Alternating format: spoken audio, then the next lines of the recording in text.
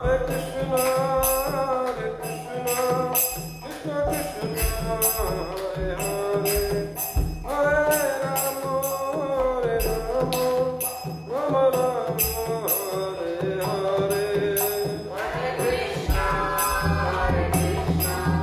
Krishna Krishna, Hare Hare, Hare Rama, Rama Rama, Hare Hare. Jaya Prabhupada, Prabhupada, Jaya Prabhupada.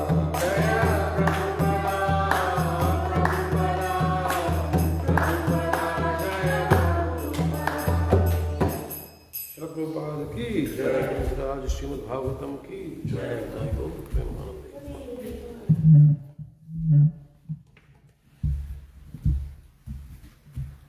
That volume, okay. Hare Krishna.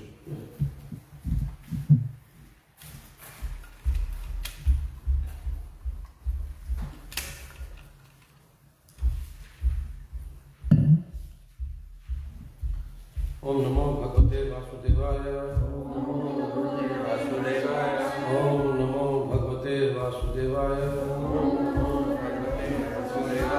Om Namo Bhagavate Vasudevaya. Om Namo Bhagavate Vasudevaya. So let's recite the Mangalacharana together. Om Jnana-Timirandasya Jnana-Anjana-Shalakaya Chakshurumidam Tasmai Shri Gurave Namah.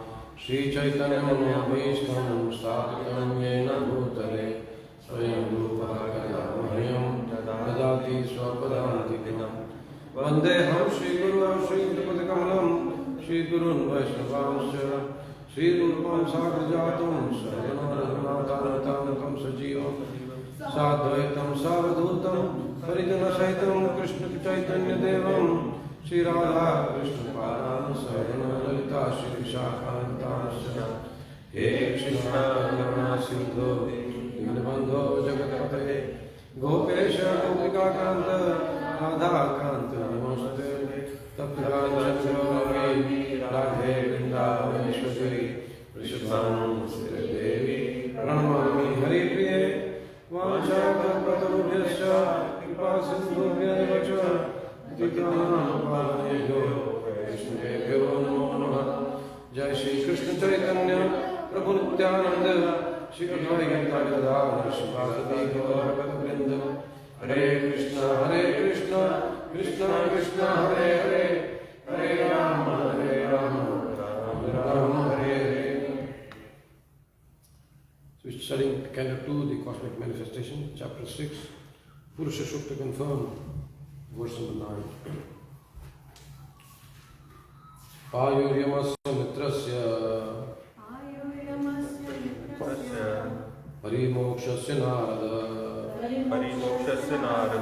Himsaya nirtya Niryasya gudam smritaha Ayuryamasya mitrasya Parimokshasya narada Himsaya nirtya Niryasya gudam smritaha Ayuryamasya mitrasya Parimokshasya narada Himsaya nirtya Niryasya gudam smritaha. We will recite the next verse because this doesn't have any purport. So we will discuss the next verse. Synonym, translation by Srila Prabhupada, Srila Prabhupada ki jai. Ayuhu, the evacuating outlet. Yamasya, controlling deity of death.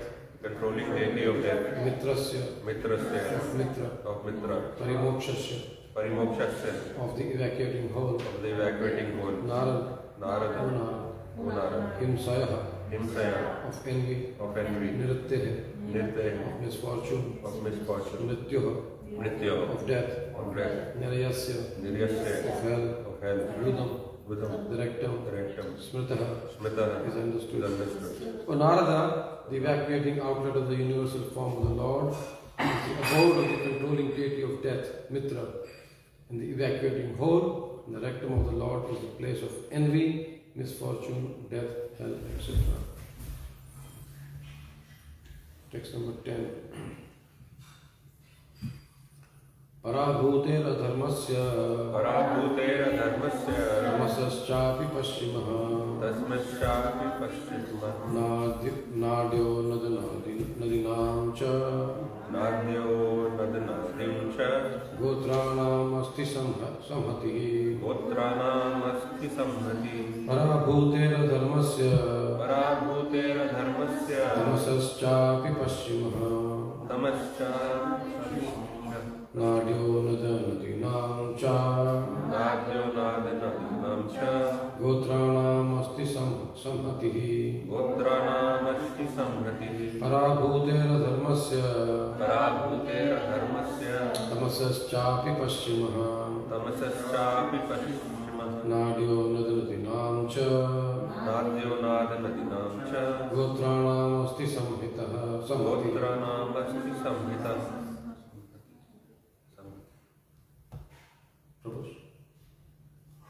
Parabhutera dharmasya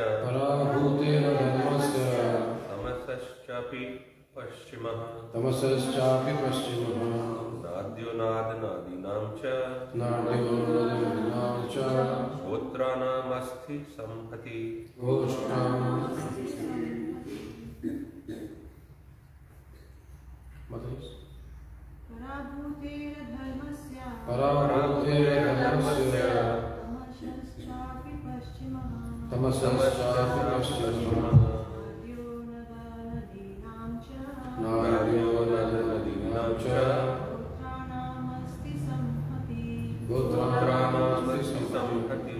So if you see the Sanskrit like nadyo, there's a dot under D. Nadyo, it's not da, it's da, like damru. Then nadina, so the same D is there, but there's no dot under the D. It's nada, it's da. And then gotranam, under N there's a dot. It becomes ana. And then asti samhati. So this way, when we want to pronounce it correctly, then if we know the Devanagari Lipi, then we can read like that. But then when we do it 2-3 times, then the pronunciation will come accurately. So parabhutera dharmasya tamasaschapi paschimah nadyo nadinam cha gotranam asti samhati. The pronunciation becomes clearer, much accurate. Otherwise we will say gotranam. Most people say gotranam because they just receive English. But if you need to read this just Devanagari and the N, the dot below the N, then we understand it's gotranam. Yes? So this way, when we are observant, when we are conscious, when we are Krishna conscious, these things we must notice. Yes? Word to word, translation purport. Parabhute, of frustration, dharmasya, of immorality, tamasaha, of ignorance, cha, and api, as also, paschimaha, the back, nadya, of the intestines, nada, of the great rivers, nadinam, of the rivulets, cha, also, gotranam, of the mountains, asti, bones, samhati, accumulation. So you can see Prabhupada translates gotranam as of the mountains. It's not gotra as we understand gotra. So every day we learn new things. That even gotra is mountains, right? Sanskrit we know that one word can mean different things in different contexts. The Prabhupada uses the word buddhi yoga in different contexts in Bhagavatam. The back of the Lord is a place for all kinds of frustration and ignorance, as well as for immorality. From his veins flow the great rivers and rivulets, and on his bones are stacked the great mountains. in order to defy the impersonal conception of the Supreme Personality of Godhead, a systematic analysis of the physiological and anatomical constitution of his transcendental body is given here. It is clear from the available description of the body of the Lord, his universal form, that the form of the Lord is distinct from the forms of ordinary mundane conception. In any case, is never a formless void. Ignorance is the back of the Lord, and therefore the ignorance of the less intelligent class of men is also not separate from his bodily conception. Since his body is a complete whole of everything that be, one cannot assert that he is impersonal only. On the contrary, the perfect description of the Lord holds that he is both impersonal and personal simultaneously. The personality of Godhead is the original feature of the Lord, and his impersonal emanation is but the reflection of his transcendental body. Those who are fortunate enough to have a view of the Lord from the front can realize his personal feature, whereas those who are frustrated and are thus kept on the ignorant side of the Lord, or in other words, those who have the view of the Lord from the back, realize him in his impersonal feature. Srila Prabhupada ki jai, Bhaktivedanta purports ki jai. So, this is the description again. Brahmaji is continuing of the Virat Rupa, the various limbs of the Lord, and he's seeing that how one can see the different manifestations in the earth, in the universe, according to the different limbs. And so here it's given. Now, one thing we must understand.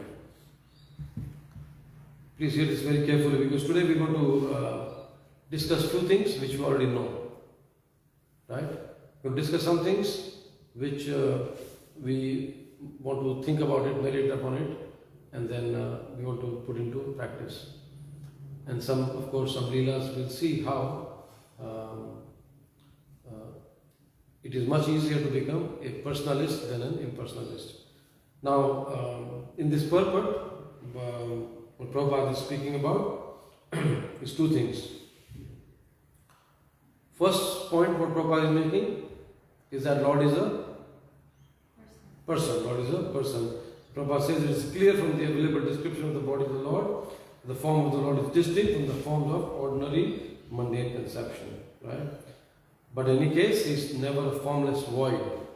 Because most people, for them, the idea of God is what? Some energy, some authority, some power, like that. They don't think that God is a person. Prabhupada is very clearly mentioning us. He is never a formless void. That's why his pranam mantra included, what does it say? Nirvishesha Shunyavadi Paschatya Deshtarine.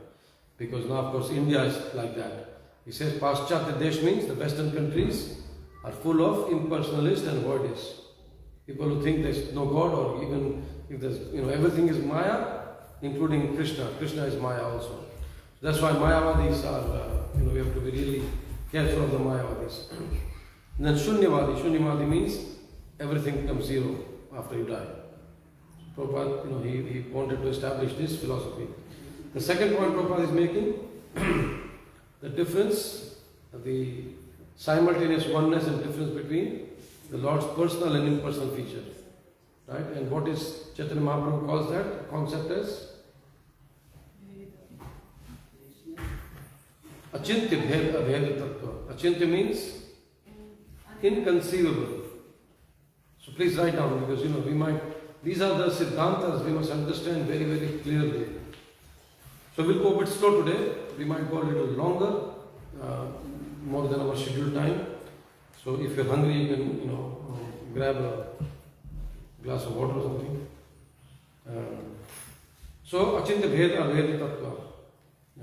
So Prabhupada says here that on the contrary, the perfect description the Lord holds, that is both impersonal and personal simultaneously. Yeah. Now then, what does Prabhupada want us, by writing all these books and by using such a strong language, anything which is less than the best, Prabhupada will call is Mudha, rascal, foolish, using those very strong words. Right? So Prabhupada wants us to have the best. That's why this description is given. Otherwise, just think, if you're an impersonalist, of the standard of, say, 4 Kumaras or Sukadeva Goswami, do you think they were ordinary people? Who were the 4 Kumaras?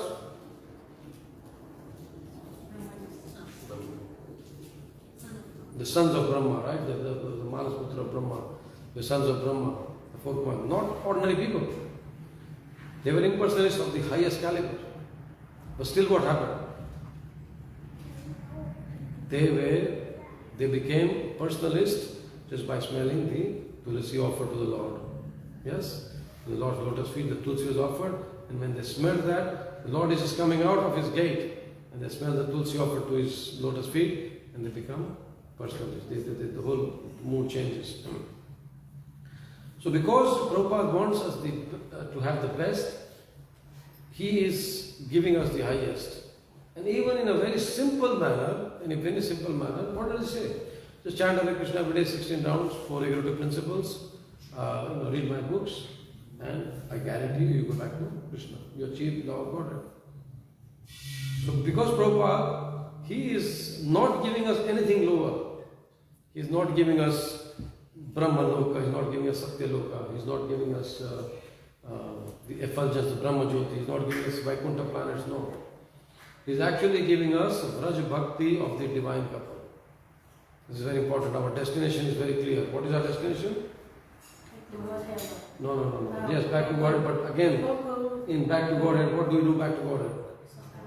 So Vraj Bhakti of the divine. So this is what we can understand.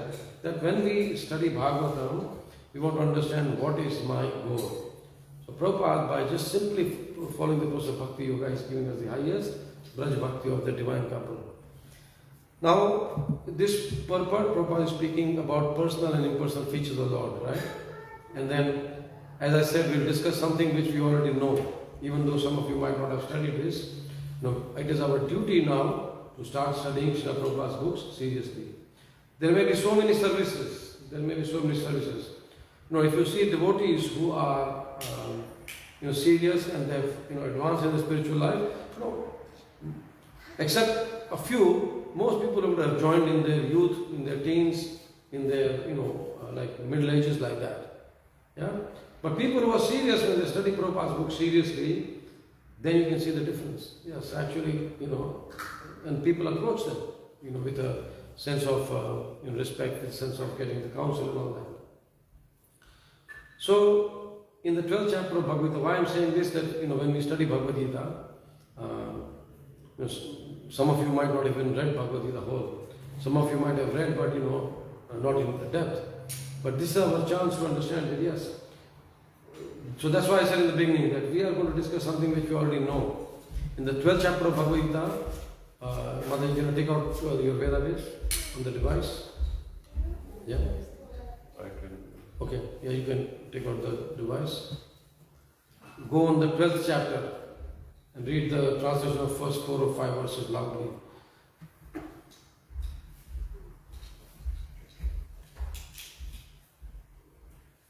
Translation, okay. 12th chapter? Yes, 1, 2, 3. So what is the first question Arjuna asked? Arjuna inquired, which are considered to be more perfect? Those who are always properly engaged in your devotional service, or those who worship the impersonal Brahman, the unmanifested? Yes, so very clear question. Should I become personalist or should I become impersonalist? Should I engage in your devotional service or should I worship the impersonal Brahman? Yes? What does Krishna say very, very clearly in the next answer? The Supreme Personality of Godhead said, those who fix their minds on my personal form and are always engaged in worshipping me with great and transcendental faith are considered by me to be most perfect. Yes. So what does Krishna say immediately? Become a personalist. Become a personalist. Are we all there or we're not there? Yeah? Mataji? 12th chapter, first 2 verses. Have you got Veda base?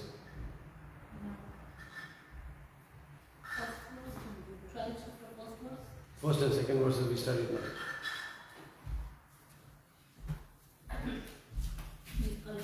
So yes, so Krishna, Arjuna is asking whether I should become impersonal person. Krishna straight away says, become a personalist. And then what does Krishna say in the next few verses? That those who fully worship the unmanifested, the all-pervading, inconceivable, unchanging, fixed and immobile, by controlling the various senses, blah blah blah. And he says, at last achieve me. At last means they finally realize. After a long journey, whereas devotee, personalist, immediately comes in connection with Krishna. We see, we offer to the Lord, we offer arti, we offer dresses, we offer garlands. Immediately we are in connection with the Lord. But if you're an impersonalist, after all these, meeting all these conditions, then you meet Krishna right at the end. And then again Krishna says that in the 5th verse, the second line, to make progress in that discipline is always difficult for those who are embodied. So we are all embodied. So impersonalist means what? Just focusing on something void. Here we hear about Krishna, Srimati Radharani, Gauranga Mahaprabhu, Nityananda Prabhu, Krishna's Gopa, cowherd friends. So many things we hear, so many leelas. Even then we cannot focus. So much nice description is given, even then we cannot focus. Imagine you have to just deal with void or just some light or just some one dot on the paper. How are you going to focus that? No. So this is what Krishna says in the straight away in the 12th chapter. In the first canto of Srimad Bhāgavatam, right in the beginning, please repeat this verse, 1 to 11. 1 to 11. Srimad Bhāgavatam, if you go on Vedabase, 1 to 11. 1 to 11.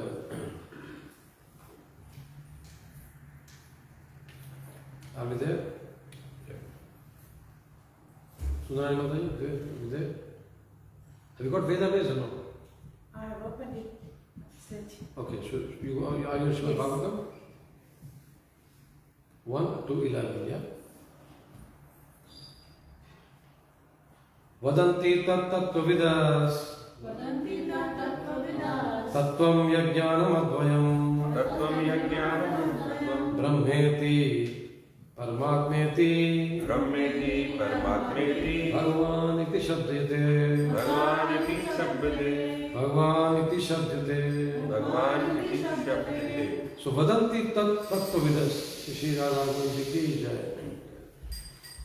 Vadanti means they say. And who say? Tattvavidas. Tattvavid means someone who is learned. The learned souls, what do they say? That tattvam. Tattvam means absolute truth. Who's absolute truth? Krishna. Right?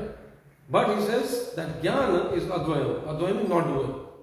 But it comes in 3 stages. Which are 3 stages? Brahman, Paramatma. Brahmeti, Paramatmeti, Bhagavan iti shabdete. So the basic feature is Brahma, then Paramatma, then Bhagavan. We've heard this, yes, many, many times. Prabhupada here speaks about personal and impersonal in the purport we are studying today.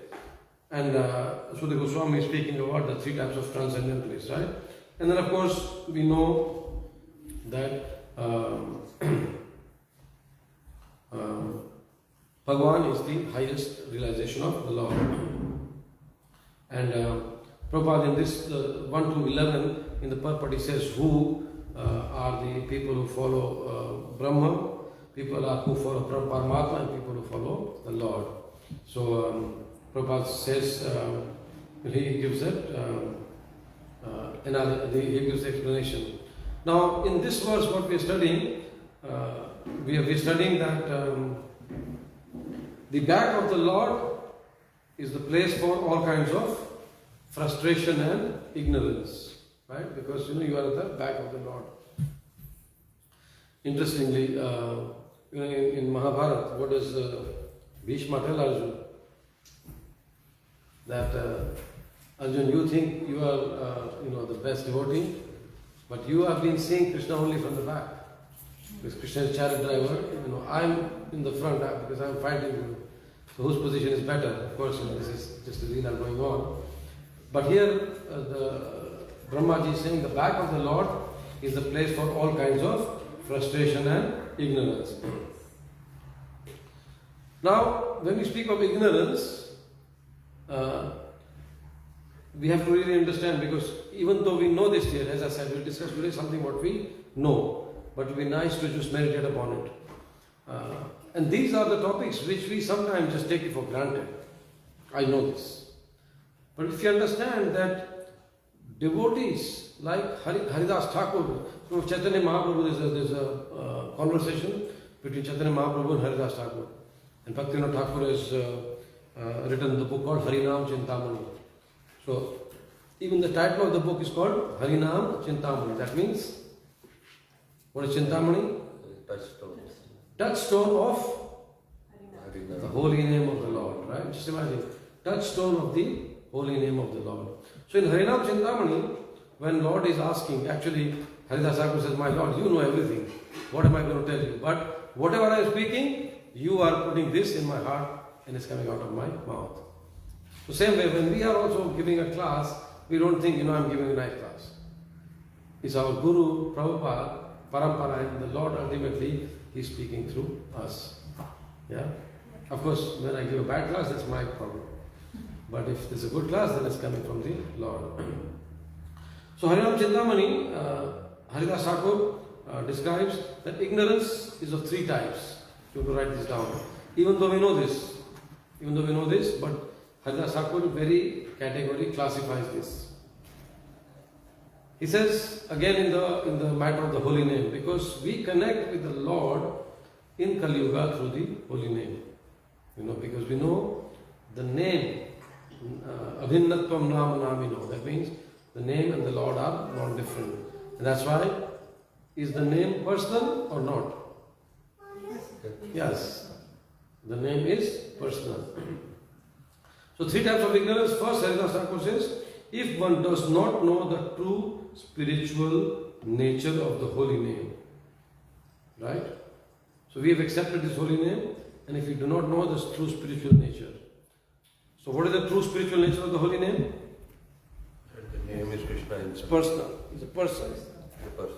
When you're saying Hare Krishna, Krishna Krishna, Hare Hare, Hare Ram, Ram Ram, Hare Hare. Krishna as a person is with us. So the first ignorance is that one does not know the true spiritual nature of the holy name which one is accepted. Right? So when you don't know this, then what happens? That ignorance of this name, it covers us into darkness like a mist. When there is bright light outside, but when there's a cloud there, or when you're going somewhere in the dark and when there's mist appearing, then you can't see. Like in the scary movies they show, when it's dark, the music is there, but there's mist also.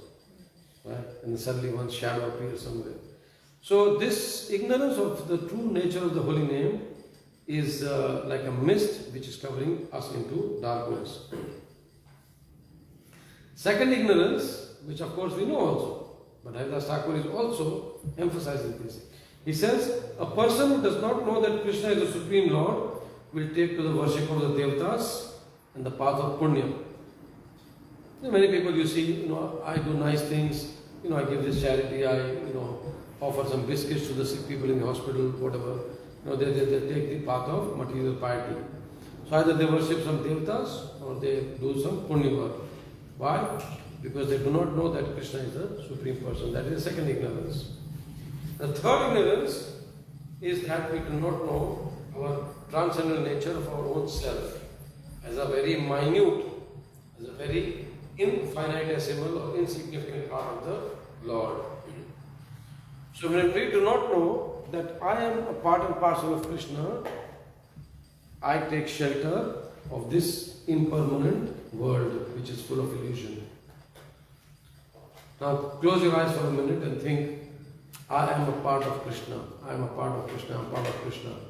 Then will you attach yourself to matter around you. Just think about that.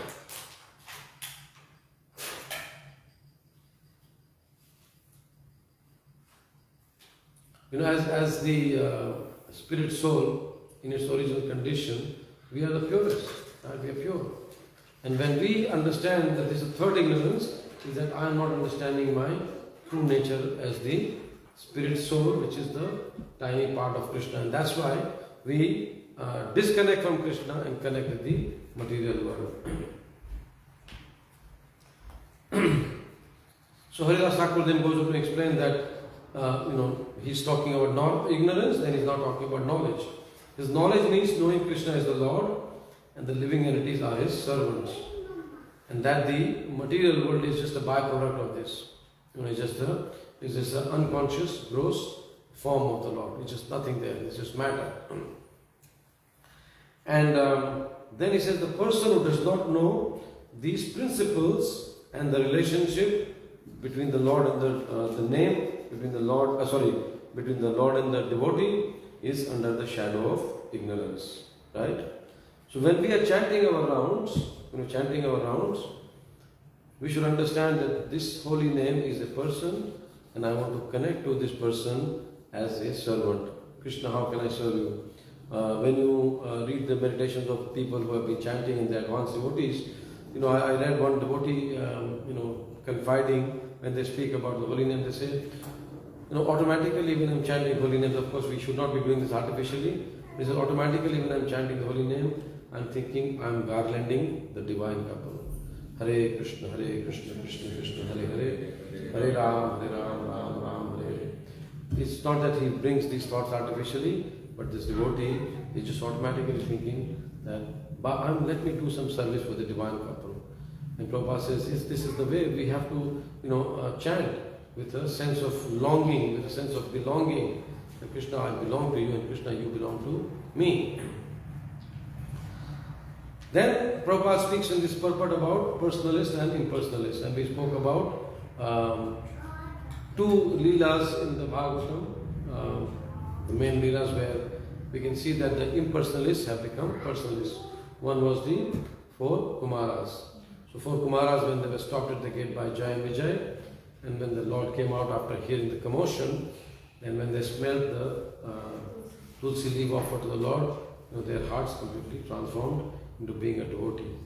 And they cursed Jai Vijay, but they were ashamed that, these are Lord's bodyguards, how can we do that? Before that, they thought, we are brahmacharis, we can be going anywhere, why are you stopping us? Immediately, when they became devotees, the heart changed. Sukadeva Goswami, how did his heart change?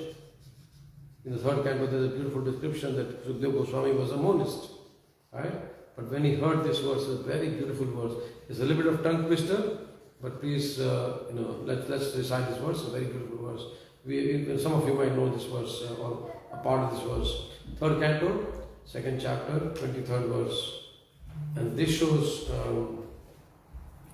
how Sukadeva Goswami became a devotee, became a personalist.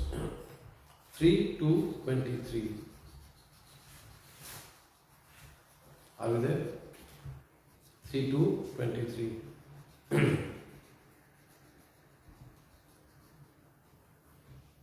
I'm going to spend some time on this verse. 3:23. Yes? Aho bakiyam stanakalakutam. Aho bakiyam stanakalakutam. Aho bakiyam stanakalakutam. Aho bakiyam stanakalakutam. Jigam sayapayayat apyas asis asadvi. Jigam sayapayayat apyas asadvi. Jigam sayapayayat apyas asadvi.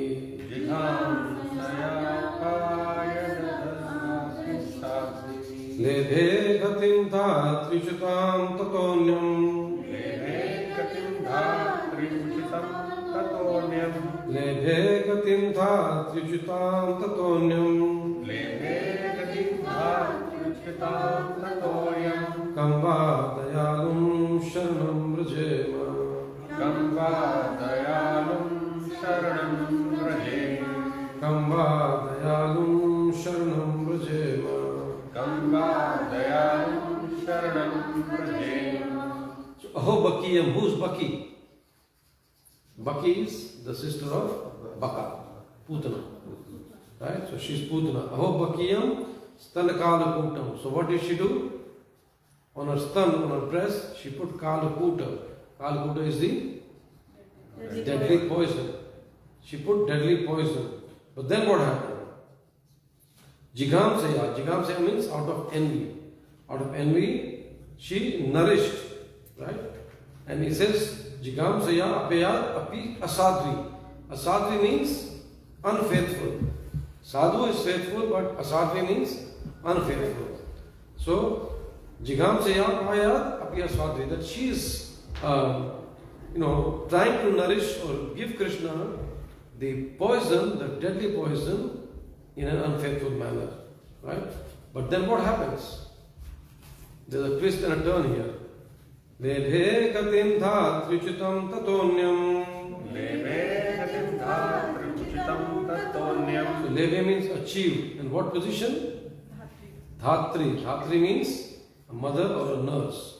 Position just suitable for a nurse. Right? It says, someone who has come to poison you, you give her the position of a dhatri, of a mother, of a nurse. Kamba dayalum sharanam rajema. And then he says, how shall I take shelter of one more merciful than he? Right? So imagine Krishna, when Sukadeva Goswami hears this verse, what will happen in his heart? When he hears this verse, someone has come to kill you, and you give her the highest position in the spiritual world. And Sukadeva Goswami's heart melts, he becomes a devotee. So this is what we can see from the scriptures, that even the highest level of impersonalists, Sukadeva Goswami, 4 Kumaras, they all become devotees, they all become personalists. Now from our side, I was thinking, because even when we are devotees and when we are trying to live our own normal life, some meditation is required on how we can become personalist. So I then thought, okay, let me see, and I just was reflecting as to. Then I came up with 4 different ways we can become personalist. One is that we can become personalist with the Lord by service to Him. The deities are here, and the deities are in our homes. So we also worship them. Some worship simply, some worship in a very elaborate manner. Braj Lakshmi in our house, she worships the deities very nicely. We spend a lot of time. She makes, when the flowers are there, she makes beautiful garlands. Nice tulsis are taken care of like that. So deities, and even when we know that in Vrindavan there are deities, we will end our class with a nice story of deities, right? That when we become personal with the deities actually talk to us. Prabhupada said that if you take care of the deities very nicely, one day they will talk to you. One day they will talk to you. He said, but if you consider these as brass, they will remain brass forever. So these are not brass, these are deities, right? The deities means it's a person. And sometimes when we are taking darshan, even though we are taking darshan like this, but our minds are in 1,000 other places. What example can I give you? So you're going in the car, and you stop at the traffic light, and this guy comes, okay, can I wipe your windscreen? Maybe $1 or something. So he's wiping the windscreen, he's just like right in front of you, and you think that he's looking at you. But is he looking at you? What is he looking at? The screen. Is there any, mark on the windscreen? So he's not looking at you, even though he's looking at you, he's not looking at you. So same way when sometimes we look at the deities, we don't look at the deities. So this way when we become personal with the deities, then we understand, yes, Krishna, you're so kind, you have come here. And 2 things what Krishna does for us. He comes, he explains the Virat Rupa, the impersonal form of the Lord, and we can see, in the mountains, in the ocean, in the ignorance, in the 6, 7 layers of our bodies, we can see Krishna everywhere. At the same time, we can see Krishna in the Archa Vigraha form. So that is the first way where we can become personal with the deities. We serve nicely. One thing is that Prabhupada said that different places have different things, but he says if the deities are taken care of nicely and the Tulsi Maharani is growing nicely, that temple is successful. One place he said, if the deities are taken care of nicely and if the books are distributed nicely, that temple is successful. So deities, we have to be very careful in this deity worship. We are now coming up with something, like a proper pujari department where we can, train everyone else and make sure that while on the altar, we are completely deity conscious. Of course, outside also we should be, but while there, many times you see the door is open. No, when we come out, door has to be closed. When we go in, obeisance have to pay. But these are small things. We are becoming personal with the deity. Yeah. If you're not personal with the deity, it's like, okay, I come to your house or you come to my house and then I just don't care. No, personal, being personal. And when we want to progress in Krishna consciousness, we have to become more and more and more and more personal. Now, sometimes you might think, Prabhu, there's so many rules and regulations, I cannot do that. But when you love someone, you will do more and more and more for that person. The same way, when we become personal with Krishna, when we progress into our devotional life, and yesterday I was saying in the announcement, someone like from Krishna's age to Vishwanath Prabhu's age, we have to see at what level I'm going to go deeper into my Krishna consciousness. At Krishna's age, she can just draw and she can have stickers and all that. When, Adish's age, they can start reciting verses. At the age of, maybe 9 or 10, they can, start learning musical instruments. At some age, they can start, helping the devotees in kitchen or cleaning up and all that. So this way, when you are 18, 19, 20, you should be still learning scriptures and giving classes. This way the whole community will develop. Otherwise, we will just think, come here, 1 hour and finished. No, we have to take the messages back home. That, okay, according to my situation, according to my age, what more can I do? Fine, it is something what you like, but do what you have to do. Like that. That's the personal relationship with the Lord. Second is personal relationship with Srila Prabhupada. And the best way to have personal relationship with Srila Prabhupada is? Books. Reading books. Yes, through his books. Prabhupada said, you're selling my books, but you're not reading it. You're saying in a sarcastic manner. You're selling my books, but you're not reading them? No, you have to read Prabhupada's books. Not only read, you have to study Prabhupada's books. Study Prabhupada's books. So we can become personal by studying Prabhupada's books and distributing Prabhupada's books. Prabhupada once told Bhakti Charu Maharaj that read my purpose as if I'm personally speaking to you. Read my purpose as if I'm personally speaking to you. So in this purport, for example, if Prabhupada is speaking to me personally, right, what will I get? Can anyone say? In your case, if this purport, Prabhupada is speaking to us personally, what will you take home from here? One take home message. Krishna is a person. Krishna as a person, okay then? That's it? That's the Shanta Rasa. It's neutrality. Okay, Krishna as a person, great, no problem. So when we are chanting, so we need to, it's like, we are, Krishna is in front of us, we should be focused and listen to the chanting, properly. Then we have deities in our house, then we treat them as person, then we take care of them nicely. Yes. Anyone else? There are some of the words, whole purport, Srila Prabhupada's purport, each and every word has so much punch to it. No, but you have to say what you take home message you want to take from here. So the one thing that I can see at the moment is formless void. He is never formless void. Yes.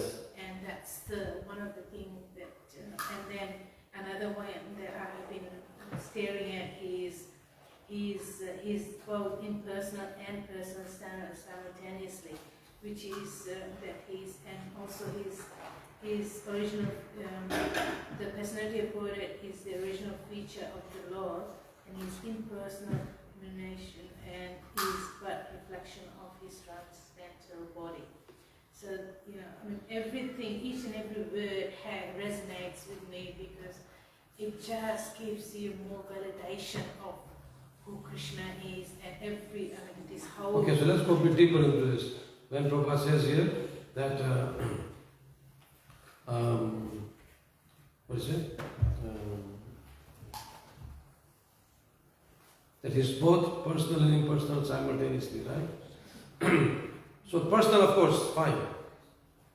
But then how will you connect with him in an impersonal manner? That Krishna is everywhere. Yes. And we give example.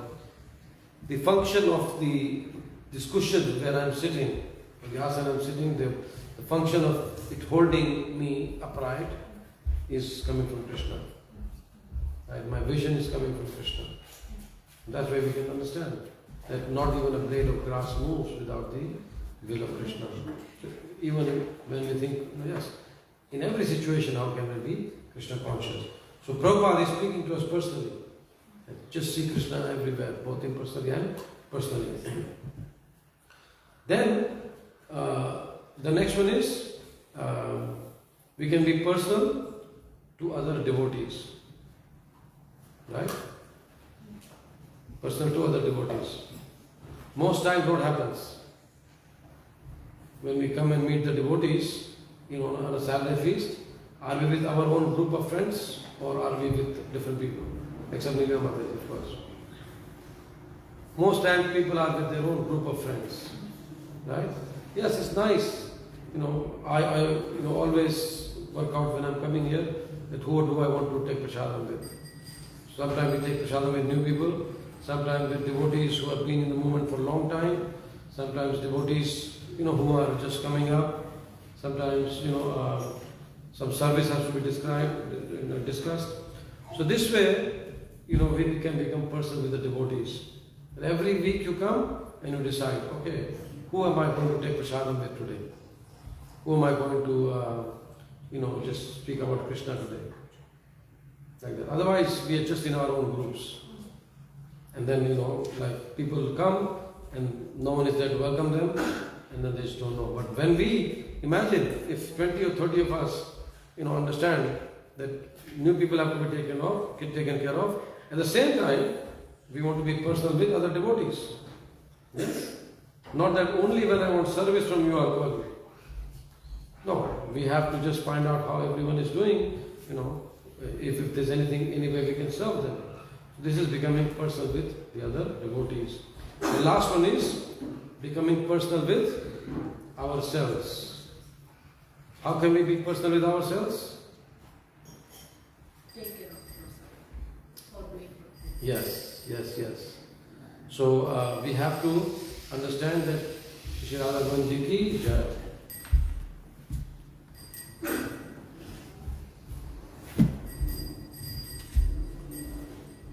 That we take care of our physical body, of our mental situation, of our emotions, and spend least time on these three. Otherwise, most time we spend on our body and mind.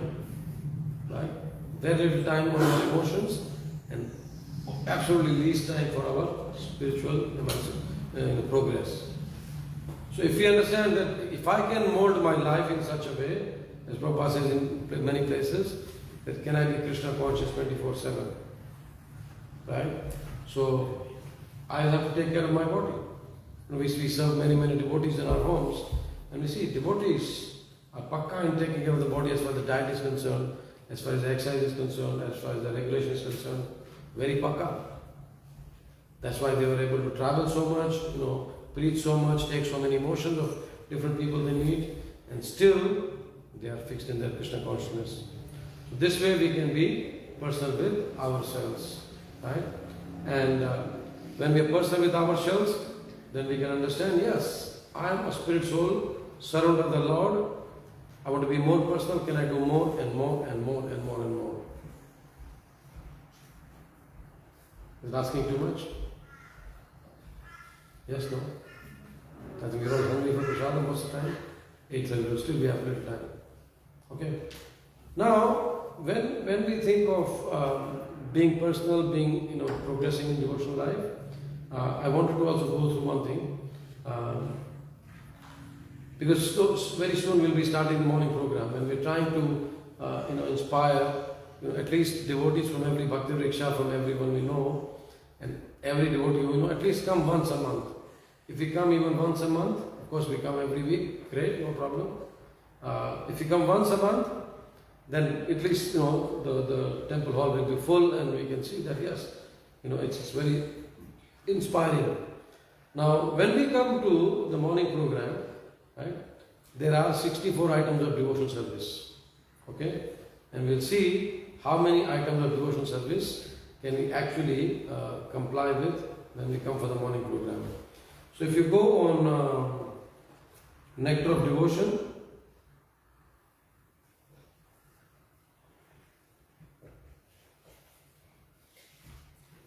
go on Vedabase, Nectar of Devotion.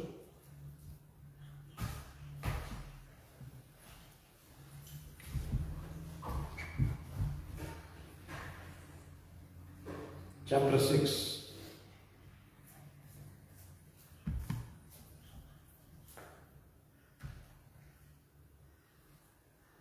How to discharge devotional service. So there are 64 items given. Now we'll just go through them a little quickly. Yeah. First 5 are, of course, we taking shelter of the spiritual master. He speaks about the basic principles. Yes. Accepting the shelter of the lotus feet of a bona fide spiritual master, being initiated by spiritual master, obeying the orders of spiritual master, following the footsteps of great acharyas, inquiring from the spiritual master, being prepared to give anything material for the satisfaction of the Supreme Lord, residing in a sacred place of pilgrimage like Dwarka Vrindavan, accepting only what is necessary, or dealing with the material world only as far as necessary, observing the fasting in Ekadashi, worshipping sacred trees like the banyan tree. So, after this, many of them are accepting initiation and following the order of spiritual master. So again, spiritual master, Prabhupada says that the morning program is a must for a devotee who wants to progress in spiritual life. Right? Then, we take the next set of 10 instructions. Rigidly give up the company of non-devotees. So when we come here, we have to sleep early. That means no nonsense. One should not instruct a person who is not desirous of accepting devotional service. Of course, this can be discussed. One should not be very enthusiastic. So these are the negatives. One should not do this, and this. Right? So first were the 10 were what you should do. The next 10 are what you should not do. One should not be neglectful in ordinary dealings. Earlier days, now of course is less. But earlier days we used to see when devotees used to come and they will become Krishna conscious, they will think, I don't have to worry about any ordinary dealings. No ethics, no morality, no honesty, nothing, no integrity, nothing. No. Nectar of Devotion says one should not be neglectful in ordinary dealings. One should not be under the spell of lamentation in loss or jubilation in gain. One should not disrespect the demigods. One should not give unnecessary trouble to any living entity. So again, when you come for the morning program, these things are automatically happening. Then the next 44 items. One should decorate the body with tilak. Right? In markings of tilak, sometimes one may write Harekrishna on the body. One should accept flowers and garlands that have been offered to the deity and the spiritual master and put them on one's body. Do we do that? When we come for morning program? Yes. One should learn to dance before the deity. Yes. One should learn to bow down immediately upon seeing the deity or the spiritual master. As soon as one visits the temple of Harekrishna, one must stand up.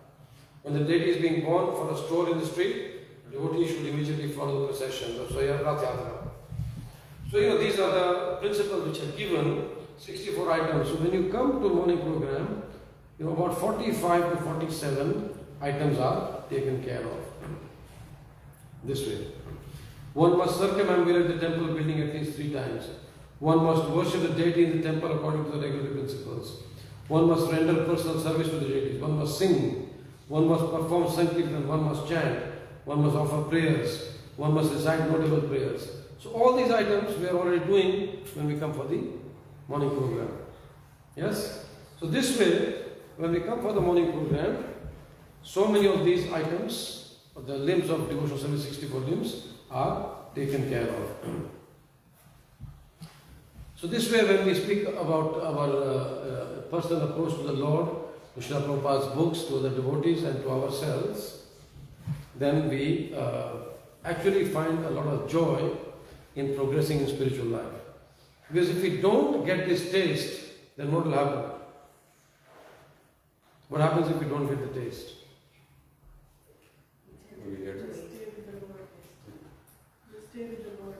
We stay with the Lord, yes, then what happens? We get pulled back into material Yes. things and then... There's no stagnation in devotional service. There's always going forward or going back. Maya will take over. Yes, I have that preach I always share with you that in marketing they say, if you are, especially for advertising and marketing, they say, if you are running, competition is biting you. If you stand still, competition eats you up. So same way, when we are running in devotional service, Maya is still biting us. But if we stand still, Maya will eat us up. So this way, when we are progressing in spiritual life, Krishna is here. Krishna is a person. He is here in the form of the picture, in the form of the deities. Krishna does so much for us, so we should be also doing, whatever we can to progress in our spiritual life, so that will make us happy and make Krishna happy. So I'll end the class with a little story on how the deities, right? Deities are persons, and what is the benchmark? Krishna Sakhi-Rai actually speaks about this devotee. He says, this devotee's name is Gauridas Pandit. So please write down. His name is Gauridas Pandit. So Nityananda Krishna Sakhi-Rai describes him as the emblem of the most elevated devotional service in love of Godhead. The emblem of the most elevated devotional service in love of Godhead. Who had the greatest potency to receive and deliver such love. So he was the emblem of the most elevated devotional service. And he had the potency to receive and deliver this love. And what did he do? He said, Gauridas Pandit made Lord Chaitanya and Lord Nityananda the lords of his life. And he sacrificed everything for the service of Lord Nityananda. Now this is an interesting story here. So Gauridas Pandit, he was living in a place called Ambika Kalna on the bank of Ganga in West Bengal. And even now the village is there, Ambika Kalna. Even now the temple is there. So he was living in a place called Ambika Kalna, and Gauranitai, they were there, and then the moment he heard that Chaitanya Mahaprabhu was going to take sannyas, so he was going to take sannyas, and he got very upset, he got very sad. Why? Because he says if Chaitanya Mahaprabhu takes sannyas, that means he will start traveling. And if he starts traveling, that means I will miss his association very much. He didn't know how he's going to survive when Gauranitai they are going to start traveling. So, because before that, they used to come to his house regularly. Right? You know how Mahaprabhu and Nityananda Prabhu visit the devotees. They used to come to his house regularly. So once Chaitanya Mahaprabhu and Nityananda Prabhu came to Gauridas Pandit's house. And then he said, Mahaprabhu, please don't travel. How will I maintain my life if you travel in separation with you? So Mahaprabhu said, no, that cannot be possible. I have to travel as a sannyasi. They said, do something.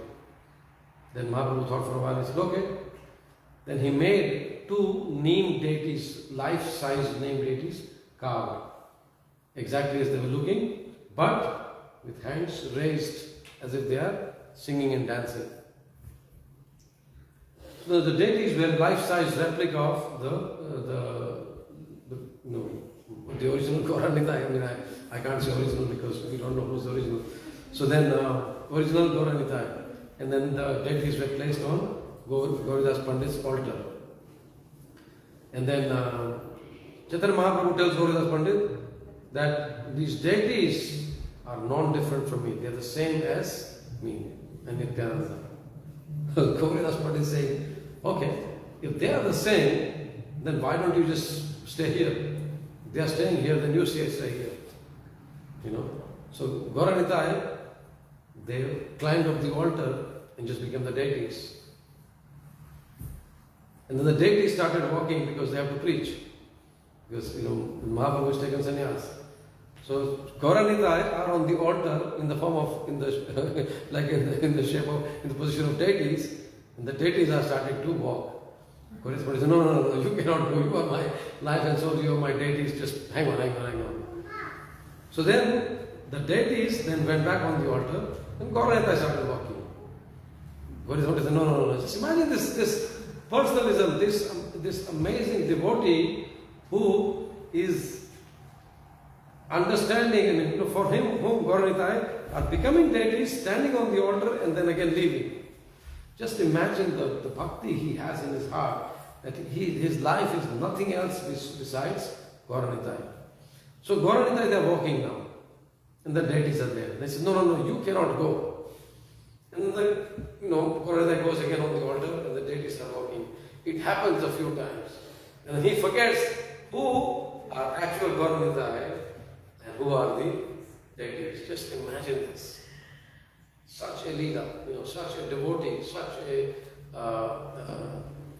a interaction between the, as we know, for devotional service we need three things: Bhakta, Bhagwan and Bhakti. When devotion is happening, Bhakta is dancing, Bhagwan is dancing, and even Bhakti is dancing. So this is the pastime where you can see. And then Gauridas Pandit thinks, what can I do? And he says, okay, just hold on. He starts cooking some preparations.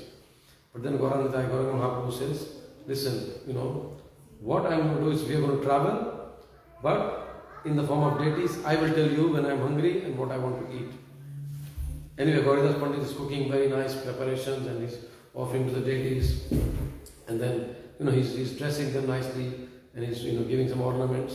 But Gauridas Pandit is a poor Brahmana. So he says, okay, he's in his mind, he's thinking, I cannot afford it, but I want to offer this ornament and this jewelry and that jewelry to the Lord. So one day he opens his temple room and he sees the lords are beautifully dressed in silk, like very shining garments, and all the real, jewelry is there. And he just thinks, what happened here? And he just completely goes into ecstasy. And then, when he comes to the external consciousness, then the deities are again, just normal clothes, normal ornaments. And then the deity speaks to him and says, actually, the flower ornaments pleases me the most. Flower ornaments pleases me the most. So Gauranga Mahaprabhu tells Gauridas Pandit that flower ornaments, and flowers you can get anywhere. Even poor person just go out. Many times when we go out, we just pick flowers so that we want that person who owns the house to get the benefit.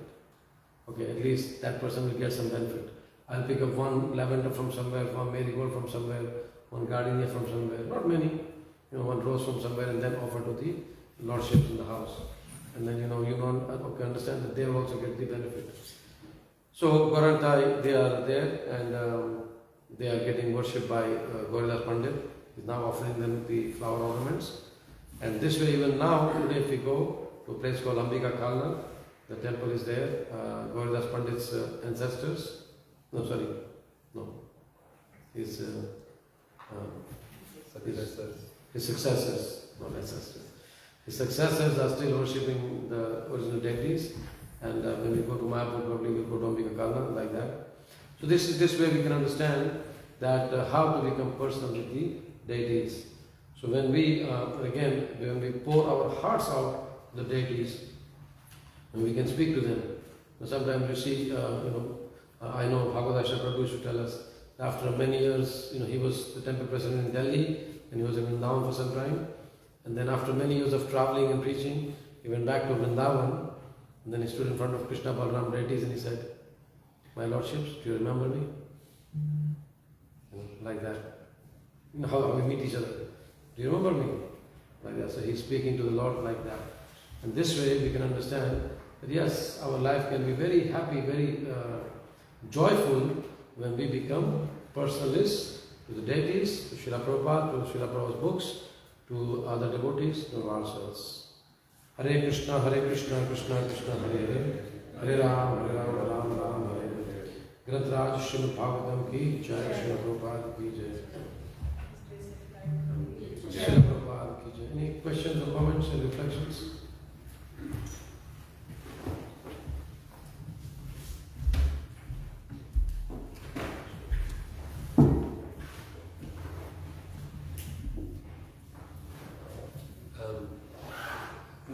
We stop.